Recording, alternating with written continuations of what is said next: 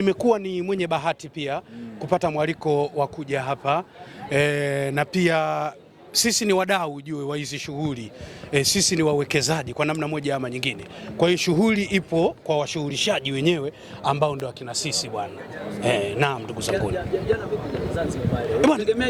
Bwana nilikuwa Zanzibar. Nilikuwa Zanzibar.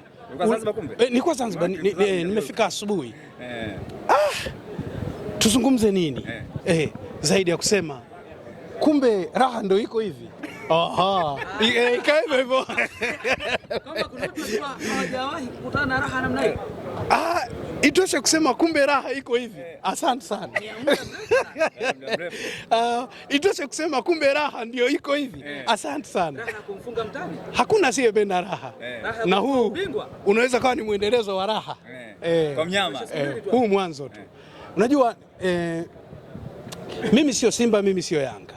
Ila niseme kwamba sisi tumesahau Yanga walitufunga lini. Sisi tumesahau Yanga walitufunga lini. Ila mimi sio Simba sio Yanga. Ila mmesahau. Kwa kilichotokea jana, hadi tumesahau. Kama tulishawahi kufungwa na Yanga. Sisi tushasahau. Sasa kama nyinyi mnatukumbusha, endeleeni kutukumbusha, lakini sisi hatutaki kukumbuka hayo. Ukiulizia Simba kuifunga Yanga ndio jana. Sasa mambo mazuri Sasa 24 yamepita kweli? Yaliyopita si ndio si wana ganga yajayo. Ndio. Na niwaambie tu tunataka tena. Tunataka tena. Tunataka tena. Nataka na zaidi. Tunataka tena. Itoshe kusema tunataka tena. Na tutapata tena. Hizi raha kumbe tunataka tena. Tunataka tena na tutapata tena. Wanajiuliza Chama ndio yule? Ndio Chama ndio yule. Alikuwa apata nafasi kule. Unajua kila shetani na mbuyu wake. Wakati fulani pia shetani anaweza akazunguka kwenye mibuyu mingine, lakini kwenye mbuyu wake atarudi tu. Nafikiri nyinyi wenyewe mmeona alivyorudi kwenye mbuyu wake, mambo yamenoga kabisa. Kocha Petro Gonçalves. Mtaalamu na ndani zake.